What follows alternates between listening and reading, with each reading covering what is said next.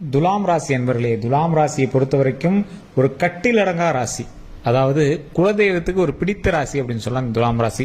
இந்த துலாம் ராசிக்காரர்கள் வரக்கூடிய நாட்களில் அவர்களுடைய நாட்கள் பொற்காலங்களாக அமைய போகுது. அந்த பொற்காலங்கள் எப்படி இருக்க போகுது? ராஜகிரீடம் சுமட்டக்கூடிய நேரம். ராஜகிரீடத்தை உங்களோட தலையில நீங்க சுமந்து நடக்கக்கூடிய ஒரு காலகட்டமாக வரக்கூடிய காலகட்டங்கள் அமைய போகுதுங்க. இதுல என்ன ஒரு ஹைலைட் அப்படின்னா, இந்த ராசிக்காரங்களை பொறுத்த வரைக்கும் குலதெய்வம் முன்னாடி என்ன வேணுமோ உங்களுக்கு சொல்லிடும், இன்டிமேட் பண்ணிடும்.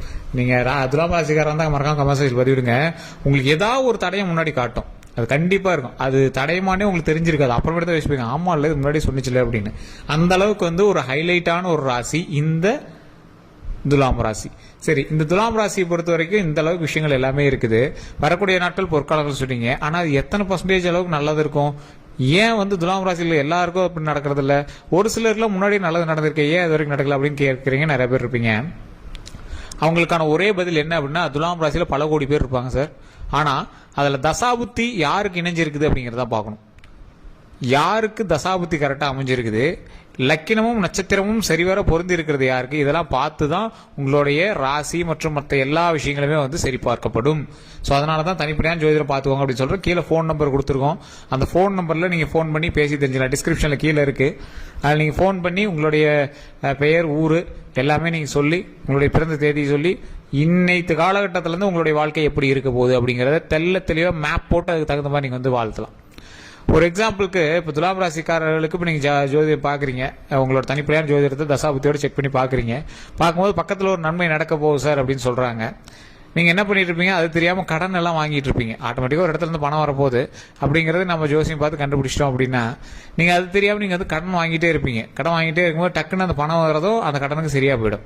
அதுவே அங்க பணம் வரப்போகுது அப்படின்னு தெரிஞ்ச ஒரு விஷயம் தெரிஞ்சு அப்படின்னா, அந்த கடன் வாங்குறத நீங்க முன்னாடி நிறுத்துவீங்க.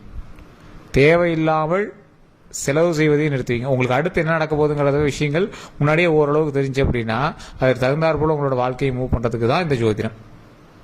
துலாம் ராசிக்காரர்களுக்கு தெய்வ துணையும் இருக்குது, அதுதான் அதுல ஒரு பெரிய ஹைலைட். தெய்வத்தினுடைய மிகப்பெரிய ஆசீர்வாதமும் இருக்குது. அந்த தெய்வத்தினுடைய ஆசீர்வாதத்தினால நீங்க தொட்டதெல்லாம் துலகக்கூடிய ஒரு நேரம்.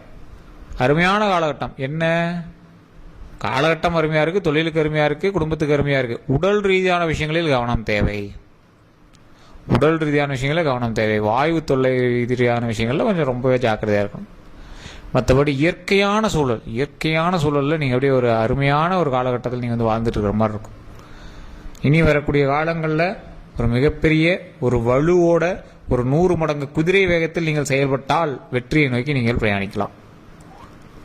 ரொம்ப மந்தமா இருக்கு சார் அப்படிலாம் நீங்க உட்காந்துட்டு முடியாது. ஜாதகத்திலே சொல்லிட்டாங்க வெற்றி கிடைச்சிடும் அப்படிலாம் நீங்க உட்காந்துட்டு முடியாது. அப்படி உட்காந்தாலும் பெரிய சாலம் உங்களுக்கு ஒன்றும் அவுட் இருக்காது. துலாம் ராசியில கோடிக்கணக்கான பேர் இருப்பான். அதுல யார் குதிரை வேகத்தில் செயல்படுறாங்களோ, அவங்களுக்கு யாருக்கு தசாபுத்தியும் நட்சத்திரமும் ஒன்று சேர்ந்து இருக்குதோ அவங்களுக்கு தகுந்த மாதிரி தான் எங்களோட வாழ்க்கை நடந்துட்டு இருக்கும். அப்ப நீங்க என்ன பண்ணணும்? ஸ்டெப் எடுக்கணும் சார். ஸ்டெப் எப்படி எடுக்கணும்? உங்களுடைய வாழ்க்கையில் மிகப்பெரிய அங்கீகாரத்தோடு வாழக்கூடியவர்கள் கரெக்டான ஒரு ஸ்டெப் எடுத்து என்ன பண்ணும் அப்படிங்கறத சுதாரிச்சு பண்ணுங்க. அதே மாதிரி இப்ப நீங்க ஓரளவுக்கு ஒரு ஹைலைட்டான வேலையில இருக்கீங்க. இப்போ துலாம் ராசிக்காரர்கள் ஒரு சிலர் இப்போ ஓரளவுக்கு மதிக்கக்கூடிய ஒரு ஒர்க்கில் இருப்பீங்க. அந்த இடத்துல கொஞ்சம் கவனமா வேலை செய்யுங்க. தேவையில்லாத கெட்ட பெயர்கள் உருவாகிறதுக்கான வாய்ப்புகளும் இருக்குது.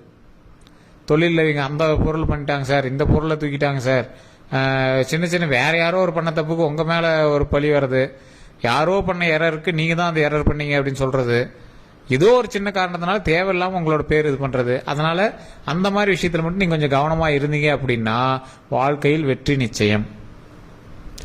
வெற்றி அப்படிங்கிற ஒரு விஷயத்தை அடையறதுக்கு நீங்க இப்ப வீரநடை போட்டு நடந்துட்டு இருக்கிறீங்க. அந்த வீரநடையை கரெக்டா நடக்கணும். ஏதாவது ஒரு சின்ன விஷயம் நடந்துச்சு அப்படின்னா கூட அது அசிங்கமாகி போயிடும். ஸோ அந்த அசிங்கம் வராமல் இருக்கிறதுக்கு உங்களுடைய நடத்தையும் அந்த இடத்துல ஒரு முக்கியமான காரணமா இருக்கு. நீங்க நார்மலாவே இருப்பீங்க, ஆனா ஒரு சின்ன ஒரு காலகட்டத்தினால உங்களுக்கு ஒரு சின்ன பேர் கொஞ்சம் இதாகிற மாதிரி இருக்கு அப்படின்னா, நீங்களே இது பண்ணாலும் வேற எவனா ஒருத்தன் அதை உங்களுக்கு எடுக்கிறதுக்கு பார்ப்பான். அதுக்கு தகுந்தாற் போல் நீங்க செயல்படுறாதீங்க. ஒருத்தன் திடீர்னு யாருன்னே தெரியாம வேற யாரோ ஒருத்தனை சண்டை போறதுக்கு உங்க சட்டையை பிடிச்சிட்டான். நீங்க கோவத்துல பிடிச்சி பலார் அடிச்சிடுறீங்க. அடிச்சு அவன் ஏதாவது மயக்கமோ ஏதாவது போட்டான்னு வச்சுக்காங்க, அவன் தெரியாம வந்து சட்டையை பிடிச்சதான். கொஞ்சம் நீங்க அந்த இடத்துல கொஞ்சம் யோசிச்சு செயல்பட்டீங்க அப்படின்னா அது பிரச்சனையிலிருந்து வெளியே சால்வ் ஆகி வெளியே போயிடலாம். ஆனா நீங்களும் சேர்ந்து கோவப்பட்டு அவனை போட்டு அடிச்சு அவனை போட்டு பொலார் அப்பி அவனை ஒரு பெரிய விஷயமாக்கி அது உங்க பேர்லயே கெட்ட பேரா வந்து உங்க பேர்ல கேஸ் ஆகிறதுக்கான வாய்ப்புகள் இருக்கு பாத்தீங்களா? அந்த மாதிரி இது எவனே தெரியாதவன் அட்ரஸ் கேட்க வந்தவனா பிடிச்சி அடிச்சுட்டு போற காலகட்டம். மற்ற விஷயங்கள்லாம் நல்லா தான் இருக்குது, உடல் ரீதியான விஷயங்கள். அப்புறம் இந்த மாதிரி தேவையில்லாத வம்பு வழக்குகள் அதை மட்டும் கொஞ்சம் கவனமாக இருந்தீங்கன்னா போதுமானது. தொழிலில் நீங்கள் கை வைக்கிறீங்களா அருமை, ஒன்றும் பிரச்சனை இல்லை. தொழில் அருமையாக இருக்குது, தொழிலில் ஸ்டெப் எடுக்கிறது அருமையாக இருக்குது. ஆனால் அதிக முதலீடு போட்டு நீங்கள் வந்து இப்போ எதுவும் பண்ணக்கூடாதுங்கிறது ஒரு முக்கியமான பாயிண்ட்டு. அதே மாதிரி தொழிலில் ஓரளவு ஹைலைட்டு ஒரு நிலம் வீடு இதெல்லாம் ஏதாவது கிரையம் நீங்கள் வந்து ரெடி பண்ணுறீங்க அப்படின்னா இந்த காலகட்டத்தில் கொஞ்சம் உங்களோட தனிப்படையான ஜோதிடத்தை பார்த்து தான் நீங்கள் வந்து ஸ்டெப் எடுக்கணும். ஏன்னா ஒருத்தருக்கு வந்து ஒரு நல்ல ஒரு பண வரவு இருக்கும், ஒரு குறிப்பிட்ட ராசிக்காரர்களில் ஒரு குறிப்பிட்ட நேரத்தில் நல்ல பண வரவு இருக்கும். ஆனால் அப்போ வந்து எங்களுக்கு வீடு கட்டுற யோகம் இருக்காது. அந்த வீடு கட்டுற யோகம் இருக்கும் போது அவங்ககிட்ட கையில் காசு இருக்காது, ஆனால் வீடு கட்டி விடுவாங்க, கடன் வாங்கி வீடு கட்டி விடுவாங்க. ஸோ இது ரெண்டுக்கும் வித்தியாசம் இருக்குது, அது நிறைய பேர் தெரியல. காசு இருந்தால் எதை வேணாலும் பண்ணிட முடியாதுங்க. காசு இல்லாத போது நீங்கள் வீடே கட்டினீங்க அப்படின்னாலும் அந்த வீடு வந்து கரெக்டாக கொண்டு வருவீங்களா அப்படிங்கிற மாதிரி தான் இது. காசே இல்லை அப்படின்னாலும் கடை வாங்கி கூட வீடு கட்டி அதில் ஹாப்பியாக இருக்கிறவங்களும் நிறைய பேர் இருக்காங்க. ஆனால் கையில் நிறைய காசை வச்சுட்டு தேவையில்லாமல் அந்த டைமில் வீடு கட்டுற யோகமே இல்லாமல் வீடு கட்டுறவங்களாம் நிறைய பேர் வந்து இது பண்ணதெல்லாம் நான் பார்த்துருக்கேன். ஸோ அது நம்மளுக்கு தேவையில்லாதது. அதனால அந்த வீடு கட்டுற யோகம் இருக்கும்போது நீங்கள் கடனே வாங்கி வீடு கட்டினீங்க அப்படின்னாலும் கடனெலாம் சீக்கிரம் அடைச்சிட்டு நிறைய லாபகரமாக சந்தோஷமாக வம்சாவளியாக அந்த வீட்டில் வளர்ந்து வரக்கூடிய ஒரு காலகட்டமாக அமையும். ஸோ அதனால் உங்களுடைய தனிப்படையான ஜோதிடத்தை ஒரு டைம் பார்த்துட்டு நிலம் வாங்குறதோ அல்லது வீடு வாங்குறதோ பண்ணுங்க. பண வரவு இருக்கும், தொழில் நல்லா இருக்கும், கடனோ ஏதோ ஒன்று சின்னதாக இருந்தாலும் ஒரு சுழற்சி முறையில் ஒரு ரொட்டேஷன்லையாவது உங்களோட அமௌண்ட் வந்து சுழன்றுட்டு தான் இருக்கும். இருந்தாலும் எதில் நீங்கள் கவனமாக இருக்கணும்? வீடு வாங்குறது, நிலம் வாங்குறது, வாகனம் வாங்குறது. அந்த யோகம் உங்களுக்கு தற்போதைய நிலைமையில இருக்கான்னு பார்த்து வாங்குறது, அது மட்டும்தான். உங்களோட வாழ்க்கையில் நீங்கள் கண்டிப்பாக வீடு கட்டி நீங்கள் வந்து செழிப்பாக வாழக்கூடிய ஒரு ராசி தான்.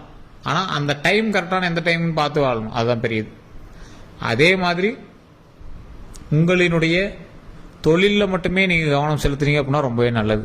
உங்களுக்கு ஆசைகள் அதிகம், ஆன்மீக ரீதியான ஆவல்களும் அதிகம். ஏதோ ஒரு இது பக்கம் போனீங்கன்னா அந்த பக்கமாகவே திரும்புவீங்க. உங்களோட வேலையை நீங்கள் சரிவர பார்ப்பீங்க, இல்லைன்னு சொல்லலை.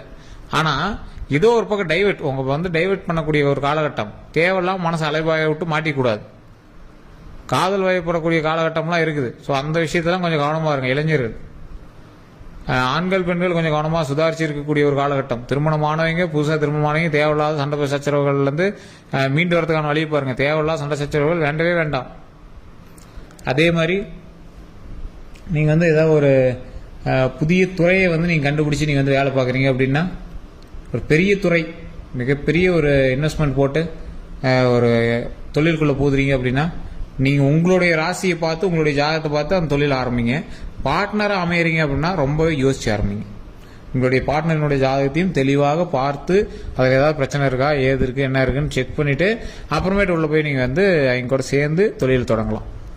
அந்த தொழிலை தொடங்குவதற்கு உங்களுக்கு அதீத முதலீடு தேவைப்படுது அப்படின்னு அகலக்கால் வச்சு லாக் ஆகக்கூடாது. இது ஒரு முக்கியமான விஷயமா முன்னாடியே சொல்லிடுறோம். தொழில் உங்களுக்கு வருமானம் இருக்குது சார், எல்லாமே இருக்குது, அகலக்கால் வச்சிங்க அப்படின்னா குறிப்பிட்ட நாட்களுக்கு மேலே நீங்கள் மாற்றுறதான வாய்ப்புகள் இருக்குது. இந்த 12 நாட்கள் உங்களுக்கு ஓரளவுக்கு நல்ல பாசிட்டிவ் தருது. அடுத்த சில வருடங்கள் உங்களுக்கு நல்ல கொடுக்கக்கூடிய லாபத்தை கொடுக்கக்கூடிய ஒரு எண்ணங்கள் தான் வந்துட்டு இருக்கு. இருந்தாலும் அதீத முதலீடு போட்டீங்க அப்படின்னா வட்டிக்கும் அதுக்குமே சரியா இருக்கிற மாதிரியே ஒரு கால்குலேஷன் வரும்.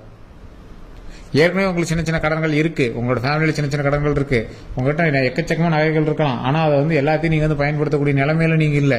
உங்ககிட்ட எக்கச்சக்கமான சொத்து இருக்கலாம், அந்த சொத்துக்கள் எல்லாத்தையும் இப்போ வந்து நீங்களே உபயோகப்படுத்தக்கூடிய நிலைமையிலேயே நீங்க இல்லை. என்னதான் பண்றது, என்ன பண்றது, ஏது பண்றதுன்னு தெரியாத ஒரு காலகட்டத்தில் தான் நீங்க இருக்கீங்க. அதற்கு தகுந்தாற் போல எல்லா சொத்துக்களும் நாம வந்து சேர்த்துவோம், மகிழ்ச்சியாக வாழுவோம். ஸோ அதனால அதற்கு தகுந்தாற் மாதிரி நம்மளுடைய நடத்தையும் நடக்கணும். அதை வந்து மைண்ட்ல எப்போதும் தெளிவாக வச்சுக்கணும். ஸோ இந்த காலகட்டத்தில் அகலக்கால் வைக்காமல் கரெக்டாக பண்ணோம் அப்படின்னா கரெக்டாக எப்பவும் போல நம்மளுடைய வாழ்க்கையை மகிழ்ச்சிகரமாக வளர்த்தி கொண்டு வந்துட்டே இருக்கலாம். சரி, இந்த ராசிக்காரர்கள் நீங்கள் வணங்கக்கூடிய முக்கியமான தெய்வம் துர்க்கை அம்மன். ஓம் நவதுர்கையை போற்றி, ஓம் நவதுர்கையை போற்றி, ஓம் நவதுர்கையை போற்றி, ஓம் நவதுர்கையை போற்றி, ஓம் நவதுர்கையை போற்றி, ஓம் நவதுர்கையை போற்றி, ஓம் நவதுர்கையை போற்றி, ஓம் நவதுர்கையை போற்றி, ஓம் நவதுர்கையை போற்றி அப்படின்னு 9 டைம் கமெண்ட் செக்ஷனில் பதிவிட்டுட்டு வீட்டில் ஃப்ரீயாக இருக்கும்போது அந்த நவதுர்கையை வழிபாட்டு பண்ணிங்கன்னா மிகப்பெரிய நன்மை கிடைக்கும். அது அடுத்தடுத்த அவுட்புட்டில் உங்களுக்கே தெரிய ஆரம்பிக்கும்.